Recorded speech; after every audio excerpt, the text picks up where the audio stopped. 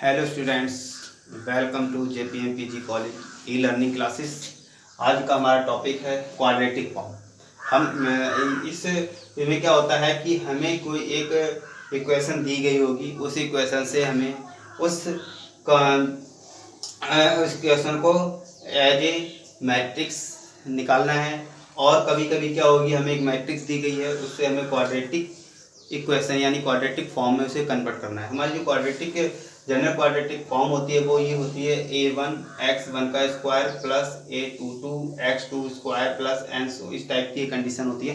देखिए बेटा, जो हमारा a11 है, a22 है, a33 है, a12 है, a13 है, ये सारे जो नंबर हैं वो किसी मैट्रिक्स के लिए उसकी पोजीशन को रिप्रेजेंट करते हैं, राइट। देखिए, अब हमारे पास जो a11 है, इसका मतलब क्या हो गया कि ये x1, ये जो हमारे 11 12 हैं, इन नंबर्स को रिप्रेजेंट करते हैं। देखिए, यहाँ पे कुछ चीजें हमें समझने वाली हैं, वो आपको समझा दे रहा हूं मैं। देखिए, इस इक्वेशन में जो हमें a12 दे रखा गया है, a13 दे रखा गया है और a23 दे रखा है, इसे हम ये भी लिख सकते हैं a21 a13 a31 a32, right. इनके पोजीशन एलिमेंट से, इसीलिए इनके लिए वैल्यू जो हमारे पास दी गई है वो 2 दी गई है। इसको हम ऐसे लिख सकते हैं, 2 जो दे रखा है इसको तोड़ेंगे तो ये a12 प्लस a21, राइट। इसी तरह से अगर इसके x जो कोफिशिएंट दिए गए हैं उसकी बात करेंगे तो ये x1 x2 हो जाएंगे, ये x2 x1 हो जाएंगे। यहाँ पे अगर मैं बात करता हूं तो ये हो जाएंगे a13 x1 x3 या a31 x3 x1। इसी तरह से a32 x2 x3 या a32 x3 x2 लिख सकते हैं। क्योंकि ये जो हमारे पास है वो मल्टीप्लिकेशन के लिए है, कोई भी फंक्शन किसी के साथ में भी हम ऐड कर सकते हैं। लेकिन अगर यहाँ पे ये फंक्शन नहीं दिए गए होते, जो साथ में वेरिएबल्स दिए गए हैं, तो हम इनकी पोजीशन को इक्वल नहीं मान सकते थे, राइट स्टूडेंट्स। चलिए कोई एक प्रॉब्लम को हल करके देखते हैं। देखिए स्टूडेंट्स, कोई क्वेश्चन दिया गया है, find the symmetric matrix corresponding to the following quadratic form। Quadratic form दे रखी है, q equal to x1 square plus 2x2 square plus 7x3 का square plus 2x1 x2 plus 6x1 x3 plus 10x2 x3। ये हमें कोई solution दिया गया है, राइट स्टूडेंट। यहाँ पे जो क्वाड्रेटिक फॉर्म है वो किसमें, 3 वेरिएबल्स में है। 3 वेरिएबल्स है x1 x2 x3, right students. Solution में देखिए, here given quadratic form in 3 variables. कौन कौन से वेरिएबल हैं, x1 x2 x3, ठीक है। जो गिवन फंक्शन है हमारे पास, जो फॉर्म दी गई है, q equal to x1 square plus 2x2 square plus 7x3 square plus 2x1 x2 plus 6x1 x3 plus 10x2 x3। Equation number 1। General equation क्या होती है students, general form of quadratic, है ना। क्वाड्रेटिक फॉर्म की general form होती है, मैं इसे भी क्यू के रूप में ही मान ले रहा हूँ, Q equal to a11 x1 square plus a22 x2 square plus a33 x3 square plus 2a12 x1 x2 plus 2a13 x3 x1 x3 plus 2a 2 3 x2 x3 equation number 2। Comparing equation 1 and 2, जैसे 1 और 2 को compare करेंगे तो यहाँ से a11 equal to हमें मिल जाएगा 1, a22 की वैल्यू हो जाएगी 2, a33 की वैल्यू हो जाएगी 7। नेक्स्ट देखिए a12 की वैल्यू 2 से 2 कैंसिल हो जाएगा, a12 equal to a21 equal to 1। Right students, क्योंकि बराबर किसके है, a12 और a21 दोनों बराबर है। नेक्स्ट है यहाँ से देखिए इसकी वैल्यू हो जाएगी 2 से 3 हो जाएगी, तो a13 equal to a31 equal to 2। Next इन दोनों की कंपेयरिंग करेंगे तो यहाँ से मिलेगा a23 equal to a32 equal to 5।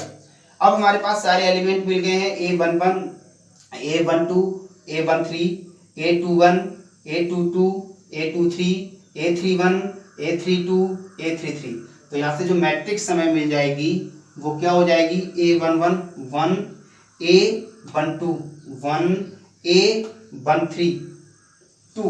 Next हो जाएगा a21 की वैल्यू 1 है, a22 की वैल्यू 2 है, a23 की वैल्यू 5 है। नेक्स्ट हो जाएगा a31 2 है, a32 की वैल्यू 5 है और a33 की वैल्यू 7 है। राइट स्टूडेंट्स, ये हमारी रिक्वायर्ड मैट्रिक्स हो जाएगी जो इस फॉर्म से हमने बनाई है। स्टूडेंट्स यहाँ एक प्रॉब्लम देखिए, यहाँ से इसे डिवाइड करेंगे, जो 3 वाली में है वो 3 आएगा यहाँ, a3 तो यहाँ पे a1 और a31 की जगह वैल्यू चेंज हो जाएगी, a13 की जगह 3 हो जाएगा और a31 की जगह 3 हो जाएगा। राइट स्टूडेंट्स, यहाँ पे स्प्लिट हो जाता है। नेक्स्ट है students, write down the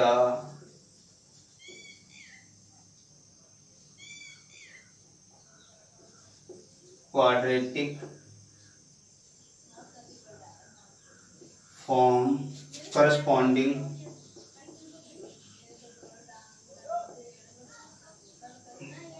to the following symmetric matrix। Right, तो यहाँ से जो हमें कोई सिमेट्रिक मैट्रिक्स दे रखी गई है 1 2 3 2 0 3 3 3 1, ये कोई एक हमें मैट्रिक्स दी गई है। इस मैट्रिक्स को हमें क्वाड्रेटिक फॉर्म में नहीं, बेटा ये हमेशा सिमेट्रिक मैट्रिक्स होती है, इसे हम स्पेशल टाइप की कुछ मैट्रिक्स होती है सिमेट्रिक मैट्रिक्स। अगर हम इसको चेंज करेंगे तो इनकी वैल्यू माइनस से पॉजिटिव हो।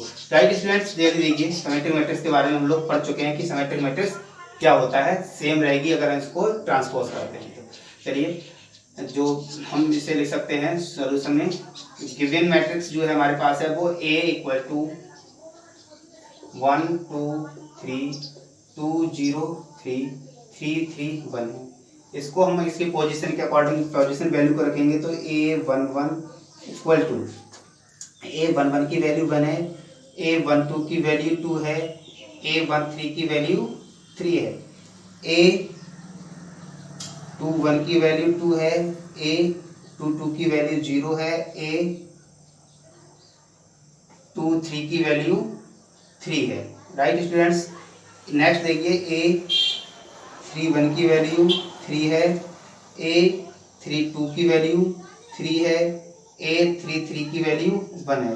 देखिए हमारे पास A31 इक्वल टू A13 दोनों बराबर हमने पहले बताए थे, A21 A12 right, A32 A23 देख रहे हैं हम लोग, ये सभी वैल्यू बराबर है।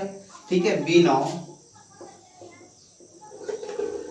Q इक्वल टू जो कंडीशन होती है वो क्या होती है, A11 x1 square plus a22 x2 square plus a33 x3 square plus 2a12 x1 x2 plus 2a13 x1 x3 plus 2a23 x2 x3 सारे एलिमेंट। अब सभी जो हमारे पास जो कंडीशन निकली है उन सभी की वैल्यू को हम यहाँ पुट कर दें। a11 की वैल्यू कितनी है 1, तो ये हो जाएगा x1 स्क्वायर प्लस a22 की वैल्यू 0 है तो 0x2 स्क्वायर प्लस a33 की वैल्यू है 1x3 square plus 2 into a1 a2 2 into a1 a2 तो यहाँ से मिल जाएगा 2 2 4x1 x2 प्लस नेक्स्ट हो जाएगा